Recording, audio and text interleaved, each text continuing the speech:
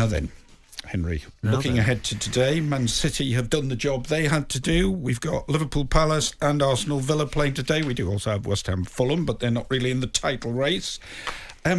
Liverpool, I think the most stunning result of the week was Liverpool getting hammered by Atlanta. Yeah, it was extraordinary, that, wasn't it? Nobody saw that coming at all. No, I mean... What do you think was behind it? Maybe team selection, atmosphere. Was he taking it for granted? No, I don't think so. But ultimately, I think you've got to give huge credit to Atalanta. I mean, how good they were tactically, the mood, everything about them. I mean, people can look at the flag ban, the fans on the Kop protesting, but I can't believe that was. It'd be interesting to know how much that actually made a difference, whether it lifted Atalanta more than affected Liverpool. But look, Liverpool have had terrible issues with injuries, and I mean in a way the sort of the romance of Dublin and playing Bayer Leverkusen and Xabi Alonso that was taken for granted almost, wasn't it? That was one narrative that's gone up in smoke, but look, they will absolutely be focused totally on the league now. I mean, that is absolutely huge. But look, they need Trent Alexander back, they need Konate back up to speed properly, they need Darwin Núñez's radar, just that fine-tuned a little bit. I mean, he's hit the woodwork 9 times this season. They missed a lot of chances, Liverpool. This season. They do. Diogo Jota is I think is back in contention, whether off the bench, and that will make a difference. It was them getting undone by that bloke who we thought, that's the fella who was useless at West Ham. Schumacher. Yeah. I mean, and one of those goals was a tap-in with absolutely nobody anywhere near him. Yeah. No, he was terrific. But all over, you can't take any team for granted. I'm not saying Liverpool did, but no, Atalanta were superb. But look, Liverpool versus Palace, you would imagine that the ground, the players, the manager's always up for it, will be absolutely flying today. Yeah, do you think mentally, though, it's a big blow that it'll be in their minds what happened on Thursday and that they're now a bit vulnerable? Do you think players work like that? I think professionals at that elite level... Get it out of the system. Get it out of the system, but I think they block these things off. I mean, I don't know if Andy Robertson's starting, but a player like him, he is just so hungry, so focused that whatever the past game was, he'll just be sort of launching into the opposition. I do think they missed Trent Alexander-Arnold. I just think that he partly because he's your favourite player. But he's not my favourite player. I've got loads of favourite players. But I mean, Conor Bradley's been absolutely outstanding. Maybe he needs a slight rest. But these youngsters, you can see why the future post-Klopp, whether it's Amarin who comes in, they've got so much talent there. They've got so much to be proud about from this season, even if they finish up empty-handed. Virgil van Dijk is probably back to his pre-Pickford best. You look at Mo Salah, obviously has just been outstanding as well. So, but for me, McAllister, every time I see Alexis McAllister, whichever role he's playing in, whether I know he's been mixing it up, but whether he's been slightly deeper or more as a 10, I just think he's been superb. Now, if we thought Bayern Munich was shot to bits and with the title having gone and they were just playing out the rest of the season, we got a bit of a shock, didn't we, when they played against Arsenal?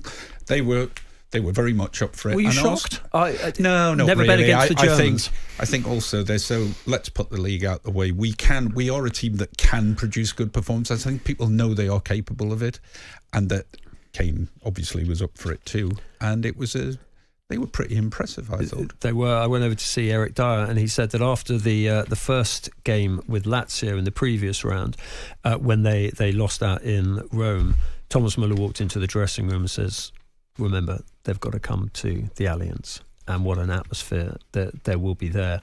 And it'll be an extraordinary atmosphere in midweek.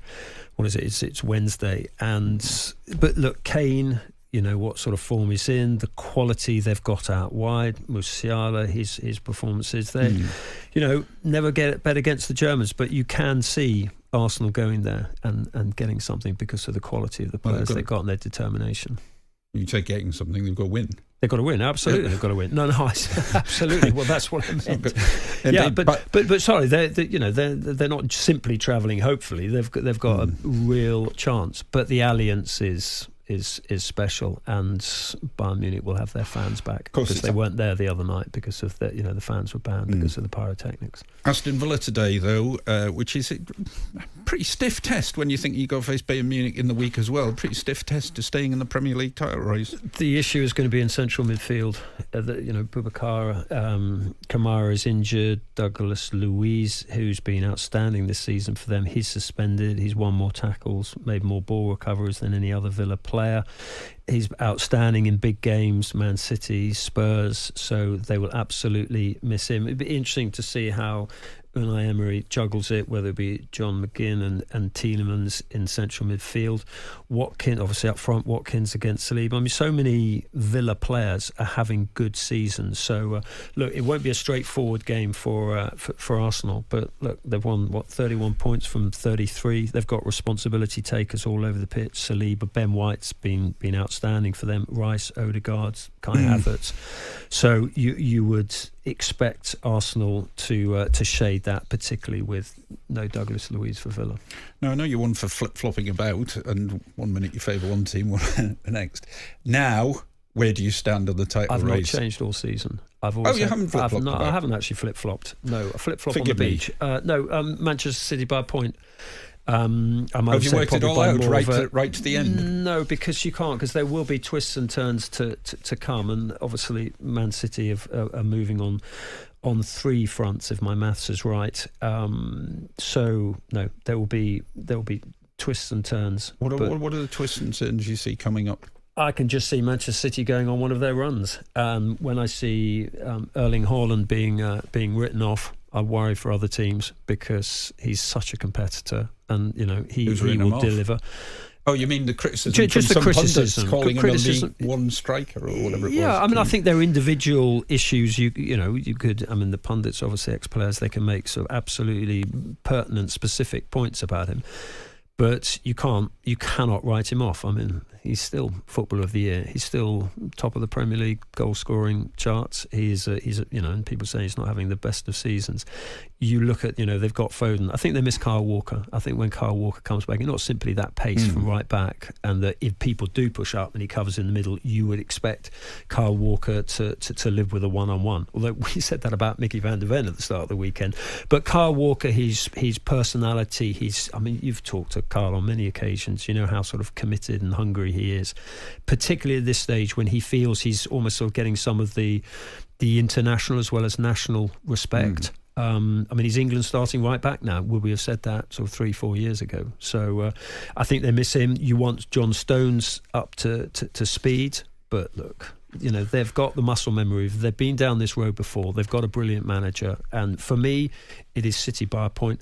I like to see a change of narrative. It would be fantastic if Arsenal, 20th anniversary of the Invincibles, I know there's celebrations at the club around the Invincibles, marking that amazing achievement of that fantastic team. So that would be emotional. But for me, it's City by a point. Two teams not in the race, but no less an intriguing game tomorrow night. Monday night, Chelsea v Everton, 8 o'clock, is a talkSPORT exclusive presented by Adrian Durham. Commentary from Sam Matterface and former England midfielder Danny Murphy. So look forward to that one. On AM, on DAB, via the talkSPORT app and on your smart speaker. talkSPORT.